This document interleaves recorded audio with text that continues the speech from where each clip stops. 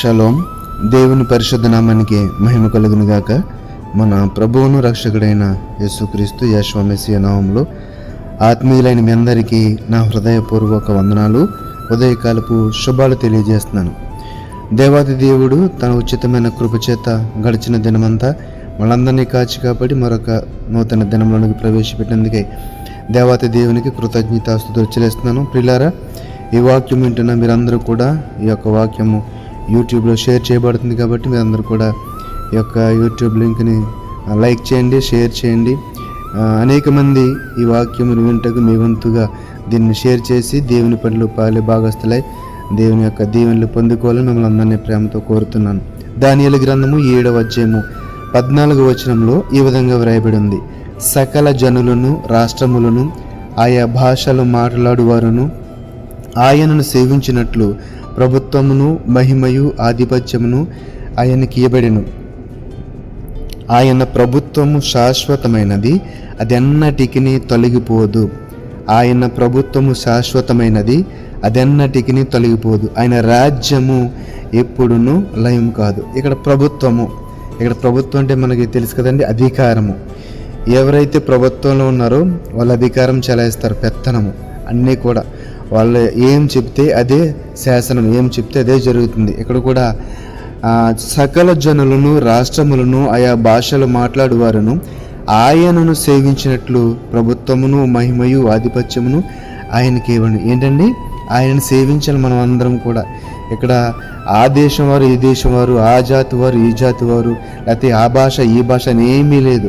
అందరూ కూడా ఆయన సేవించాలి. అదే ఆయన చిత్తానుగా అందరూ కూడా మారు మనసు పొంది ఆయనను సొంత రక్షకునిగా అంగీకరించి నీతి, న్యాయ, యథార్థతలు కలిగి జీవించాలి. అదే ఆయన చిత్తము. కాబట్టి దానిని నెరవేర్చుడి కంటండి ప్రభుత్వము, మహిమ, ఆధిపత్యము ఆయనకి ఇవ్వబడెను. ఆయన ప్రభుత్వం శాశ్వతమైనది, అది అన్నటికి తొలగిపోదు. ఆయన రాజ్యం ఎప్పుడునూ లయం కాదు, అది శాశ్వతము. 5 సంవత్సరాలకు మారిపోయే మన గవర్నమెంట్లు కాదు అది, లేకపోతే సంవత్సరం మారిపోయే గవర్నమెంట్ కాదు, లేకపోతే కొన్నాళ్ళు ఉద్యోగం చేసి లేకపోతే రాజీనామా వచ్చే ఒక ఉద్యోగం కాదు. ఇది ఏంటంటే ఇది శాశ్వతమైనది, ఎప్పటికీ నిలిచేది.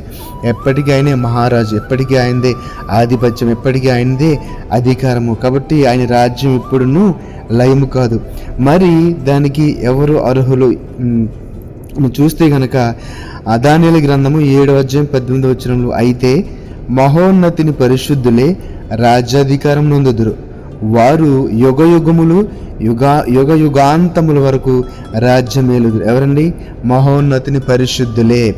ఎవరైతే ఆయన మార్గంలో నడుస్తున్నారో, ఎవరైతే ఆయన మాటకు లోబడుచున్నారో, ఎవరైతే ఆయన మాటకు విధేయులై ఆయన మాట చొప్పున బ్రతుకుచున్నారో ఆయన పరిశుద్ధులే ఆ యొక్క రాజ్యాధికారం నొందుదు, దానికి అర్హులు.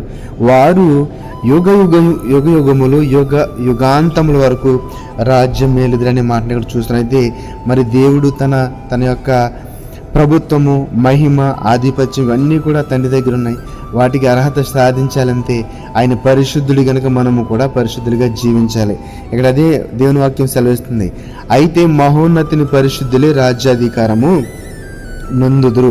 చాలా స్పష్టంగా ఉంది. కాబట్టి అంటే నీతి, న్యాయ, యథార్థతలు కలిగి జీవించేవారు మాత్రమే ఆ యొక్క రాజ్యాధికారానికి అర్హులుగా ఈ వాక్యం ద్వారా మనం తెలుసుకోగలుగుతున్నాం. పేతురు రాసిన మొదటి పత్రిక 3వ అధ్యాయం 22వ వచనంలో అంటాడు కదా, ఆయన పరలోకమునకు వెళ్ళి దూతల మీదను, అధికారుల మీదను, శక్తుల మీదను అధికారము పొందినవాడై దేవుని కుడిపార్శ్వమున ఉన్నాడు. ఆయన అనగా యేసుక్రీస్తు యెహోవా మెస్సియా పరలోకమునకు వెళ్ళి దూతల మీద, అధికారుల మీద, శక్తుల మీద అధికారం పొందినవాడై దేవుని కుడిపార్శ్వమున ఉన్నాడు. కాబట్టి ఆయన ప్రభుత్వము శాశ్వతమైనది, అది అన్నటినీ తొలగిపోదు. కాబట్టి ఆ రాజ్యానికి లేకపోతే ఆ ప్రభుత్వానికి మనము వారసులం అవ్వాలంటే, అధికారం క్రింద బ్రతకాలని ఆశ కలిగి ఉంటే కనుక ఆయన చిత్తమునకు తల వంచవలసిందే. ఆ యొక్క విధేయులమై ఆయన వాక్యమునకు, ఆయన మాటకు విధేయులమై జీవించవలసింది. కాబట్టి ఎవరైతే ఆయన చిత్తమునకు తలయొగ్గి ఆయన యొక్క మాటకు విధేయులై జీవిస్తారు.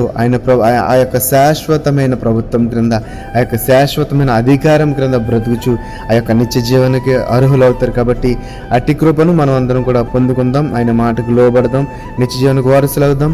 ఈ మాటను బట్టి దేవుడు మన ఆత్మలను బలపరిచి స్థిరపరచును గాక. ఆమేన్. పరిశుద్ధ మహోన్నతుల మమ్మల్ని కన్న తండ్రి, పరిశుద్ధమైన నామానికి వందనాలు, స్తుతులు, స్తోత్రాలు. మీ ప్రభుత్వం శాశ్వతమైన తండ్రి, అది అన్నటికీ తొలగిపోయినది ప్రభువా. ఆ యొక్క శాశ్వతమైన రాజ్యం క్రింద మేము బ్రతకని ఆశపడుతున్నాము. దానికి వారసుల మొగటుకు తండ్రి, దానికి అర్హుల మొగటుకు నీ కృపను, నీ శక్తిని, బలం దయచేయండి.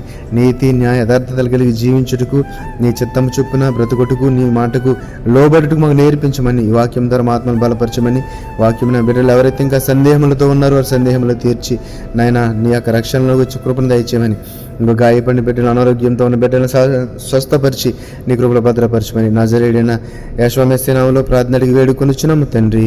ఆమేన్, ఆమేన్. షాలోమ్. అందరికీ వందనాలు. Praise the lord.